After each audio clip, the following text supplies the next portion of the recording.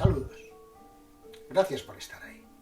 Iniciamos nuestra exposición con una descripción del marco demográfico y económico en España entre 1931 y 1936. Presentamos las dos figuras clave, Niceto Alcalá Zamora y Manuel Azaña. El primero como jefe del Estado, presidente de la República, y el segundo como presidente del Gobierno, responsable de la política activa. Antes de recordar otras actuaciones, señalamos que en los ámbitos de educación y derechos laborales se da la continuación a lo emprendido durante los gobiernos provisionales, que ya comentamos en la sesión anterior. En esta nos centramos en tres aspectos: la reforma agraria, la cuestión religiosa y la cuestión autonómica. Concluimos con los sucesos de Casas Viejas, que dieron lugar al fin de este bienio, uno de los más pródigos en reformas en la historia de España. Empezamos.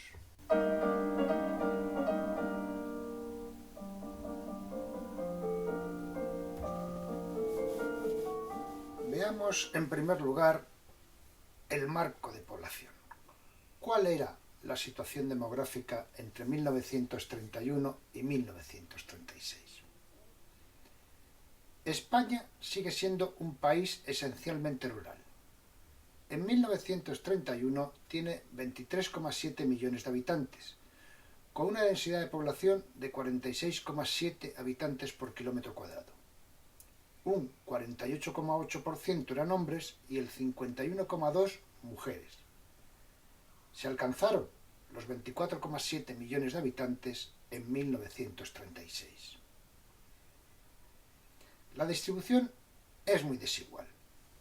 Hay una gran densidad de población en las zonas costeras, Madrid y Andalucía, y escasa población en las zonas montañosas de Aragón, grandes porciones de Castilla la Vieja, León y Extremadura.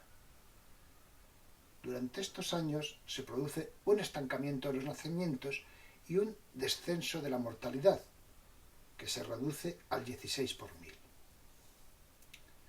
Son años, recordemos, de crisis internacional, por lo que se ralentiza el trasvase de población del campo a la ciudad, a las industrias.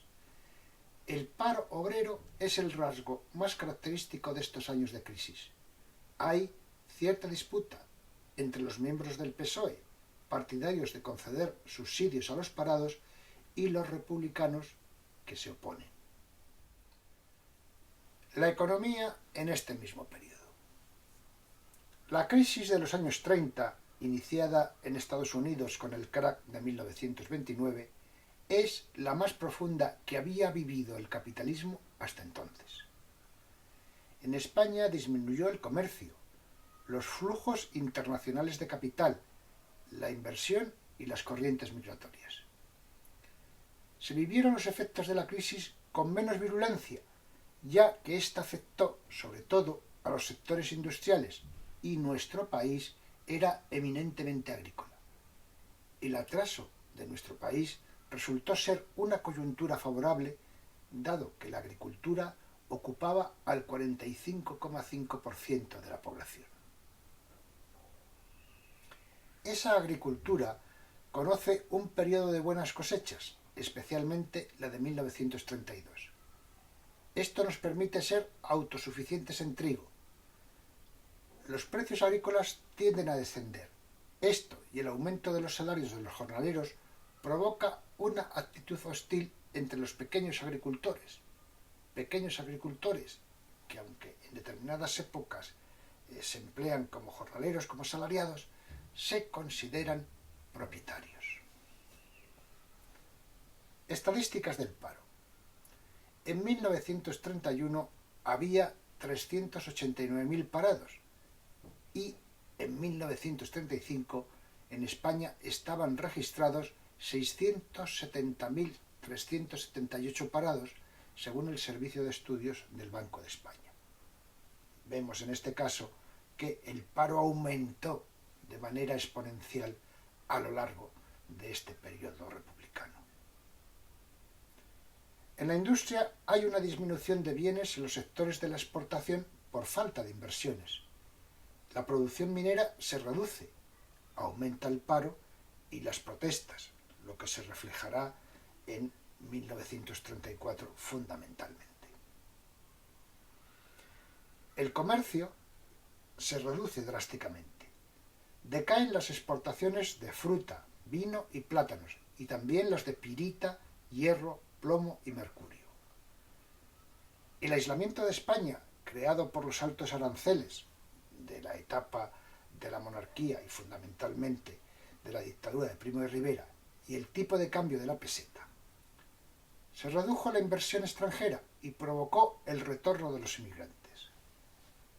El déficit creció hasta el 23,8% en 1935, aunque las importaciones, lo que comprábamos fuera, cayeron menos que las exportaciones, lo que vendía en nuestro país. La renta nacional no disminuye, salvo en 1933, año con más efectos por la crisis. Pero se registró una fuga de capitales, con la retirada del 15% de los depósitos en los bancos, más de 1.000 millones de pesetas de entonces. El sistema fiscal apenas varía. Los impuestos indirectos, los que pagamos todos, tienen más preponderancia sobre los directos. Esto produjo una incapacidad presupuestaria del Estado para hacer alguna de las reformas que se estaban emprendiendo.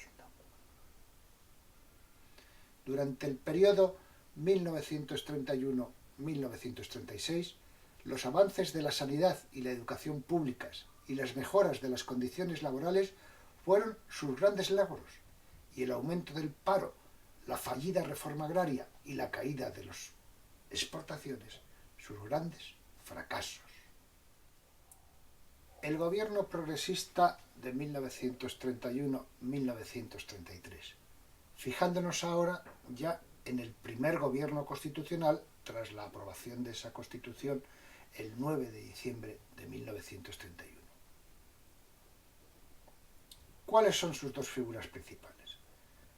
Por una parte tenemos al primer presidente constitucional, jefe del Estado de la Segunda República, Niceto Alcalá Zamora.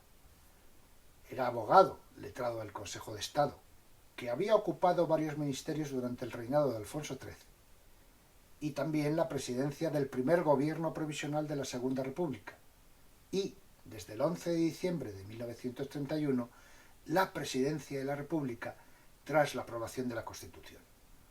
Obtuvo 362 votos de 410 posibles.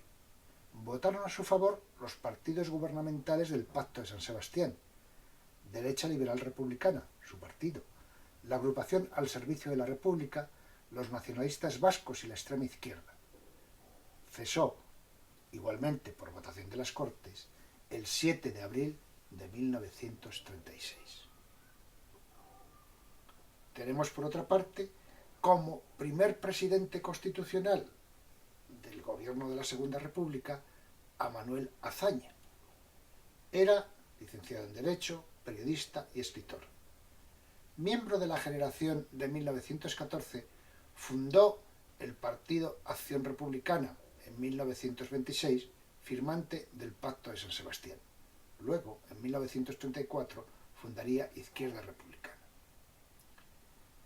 Ministro de la Guerra en el primer gobierno provisional y presidente del mismo en su segunda etapa, fue el primer presidente constitucional desde el 16 de diciembre del 31 hasta el 12 de septiembre del 33 y, en una segunda etapa, del 19 de febrero del 36 hasta el 10 de mayo del 36, en que pasó a ser presidente constitucional de la Segunda República, sucediendo a Alcalá Zamora en el periodo comprendido entre 11 de mayo del 36 al 3 de marzo de 1939, cuando la guerra civil está perdida. Hay una diferencia sustancial, porque el presidente de la República, el jefe del Estado, tiene unas atribuciones recogidas en el artículo 76 de la Constitución, que eran la de nombrar y cesar al presidente del gobierno y, a propuesta de éste, a los ministros. Durante su mandato podía disolver las Cortes hasta en 2 ocasiones, siempre y cuando procediera a la convocatoria de elecciones. El presidente del gobierno, según el artículo 86 de la Constitución, era el representante de la ejecución de la política activa. Quizá por esta razón Lerroux había rechazado ser presidente de la República y se quedó como quien quiere, como que podríamos decir, en la reserva. Esa política activa consistía en elaborar proyectos de leyes que serían sometidos a las Cortes, dictar decretos, ejercer la función reglamentaria y la alta dirección de los servicios públicos. Ese primer gobierno constitucional de la Segunda República, desde el 16 de diciembre del 31 al 12 de septiembre de 1933, conocido como Bienio Progresista, era un gabinete formado por republicanos de izquierda y socialistas, cuyos objetivos, por boca de su presidente en la sesión de investidura, eran la aprobación por las Cortes del presupuesto del Estado, la ley de la reforma agraria, el Estatuto de Cataluña y las modificaciones del Código Civil y la ley orgánica del Tribunal de Garantías. Aunque vamos a repasar las actuaciones de este gobierno constitucional presidido por Azaña, empezando por la reforma agraria, quiero hacer un paréntesis previo para señalar que hay 2 aspectos que no tocaremos en la presente sección, que es la política educativa y la política de relaciones laborales, porque las normas que se desarrollaron durante este periodo habían sido ya iniciadas durante los gobiernos provisionales y, en consecuencia, el peso en esta sesión fue de consolidación, pero el esfuerzo realizado en educación y las reformas implementadas durante el gobierno provisional están ya recogidas en la sesión anterior. Igualmente pasa con la legislación laboral que comentamos fue impulsada por Largo Caballero como ministro de Trabajo. Centrándonos ahora en la reforma agraria, tenemos que decir que la estructura de la propiedad fue una de las grandes preocupaciones del gobierno Azaña. Las masas populares de jornaleros ansiaban el reparto de tierras. Las protestas jornaleras de la CNT y de la FAI no se hicieron esperar y hubo revueltas en Castilblanco, Badajoz, en diciembre del 31, donde varios guardias civiles son ejecutados por campesinos. También en Arnedo, La Rioja, y también hubo duras revueltas en 1932. Hay varios proyectos de reforma agraria, pero el definitivo se aprueba en septiembre del 32, impulsada por el ministro Marcelino Domingo.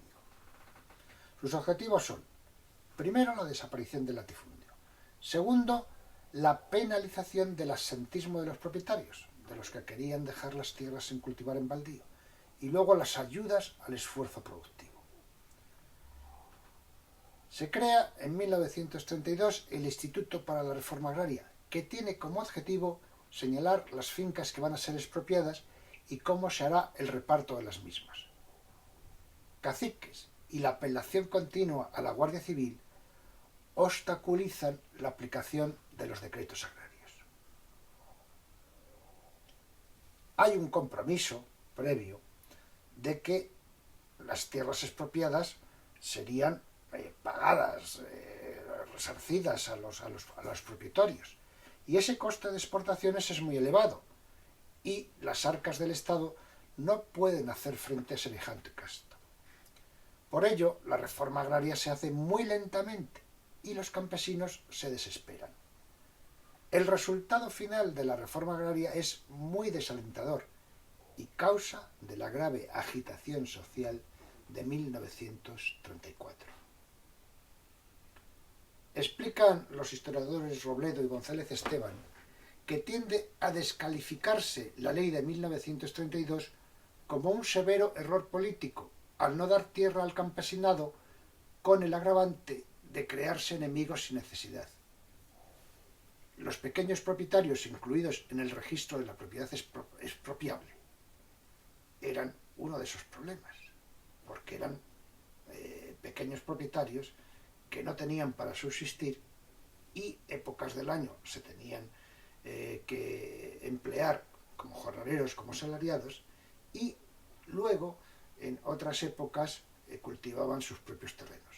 Lo que pasa es que ellos se consideraban a sí mismos propietarios y con ellos se alinearon, aunque fueran propietarios de casi nada. No hay duda de que hubo errores, pero las deficiencias legislativas no fueron producto de la incompetencia de socialistas y republicanos de izquierda, sino también del éxito obstruccionista de la derecha y los republicanos de centro.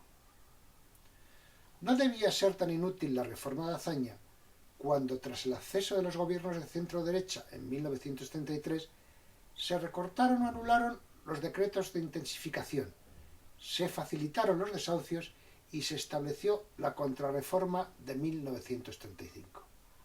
Y no digamos lo que ocurrió cuando se aceleró la reforma en la primavera de 1936. Esto confirma la apreciación de Malefakis. Malefakis es un historiador norteamericano, el mayor experto que ha escrito hasta ahora sobre la reforma agraria de la República. Para Malefakis, aquella ley era revolucionaria por sus implicaciones, puesto que amenazaba seriamente a la clase económica más fuerte del país, que eran los terratenientes, cortó las fuentes de crédito, dejaba gran parte de la tierra en una situación anómala y que ni era controlada por sus propietarios ni por el Estado, lo cual excitaba las esperanzas del campesinado empobrecido. La cuestión religiosa.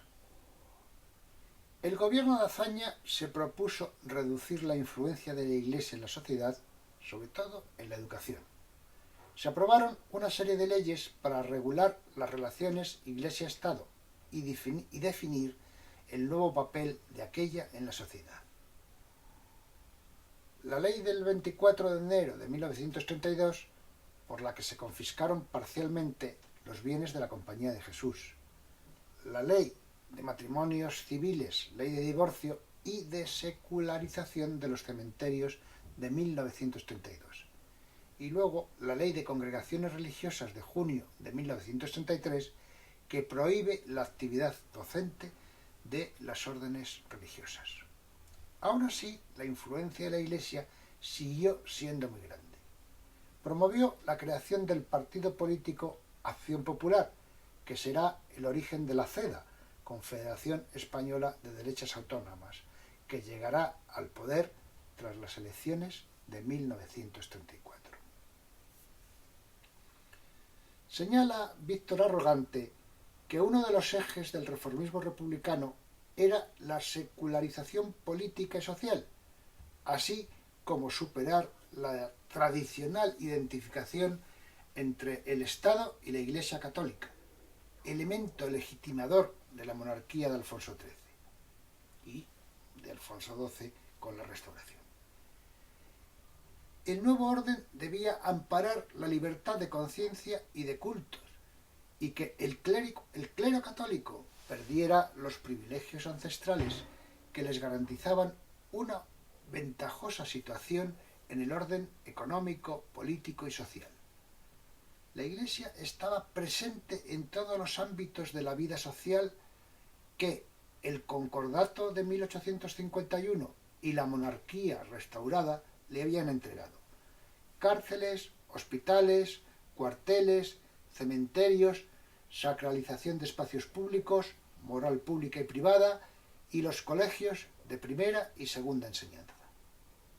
La situación que se pretendía resolver no se resolvió, sino que se agravó. la izquierda republicana y socialista impusieron su modelo anticlerical radical.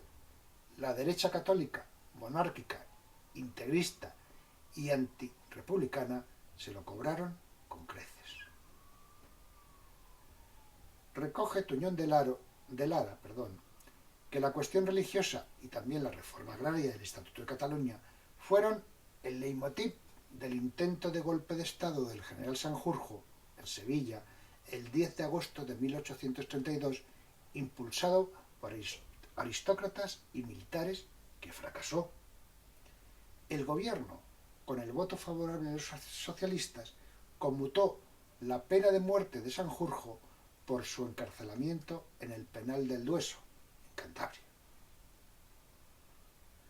Tienen la cabecera del diario El Sol, recogiendo el titular del discurso de Azaña en el debate parlamentario sobre la cuestión religiosa, en la que apareció esa famosa frase: España ha dejado de ser católica. Lo que quería decir Azaña no es que no hubiera católicos, que reconocía que lo sabía, sino que el Estado no debía identificarse con el catolicismo. La cuestión autonómica.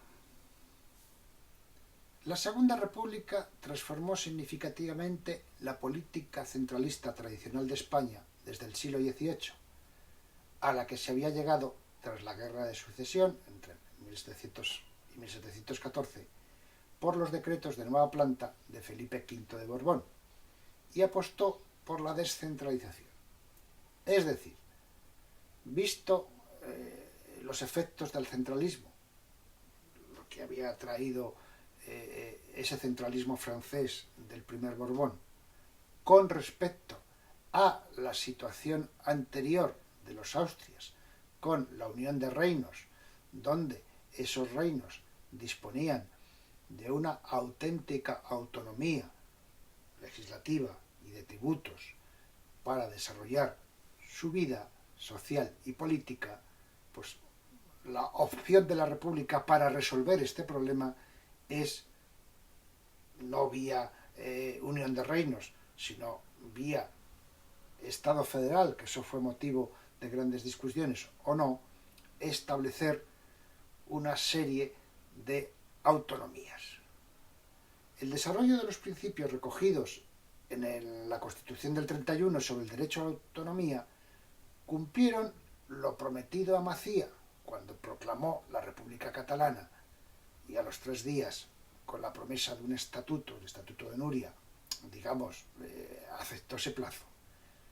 Y se aprobó el Estatuto de Autonomía de Cataluña en septiembre del 32, un estatuto que satisface las aspiraciones catalanas.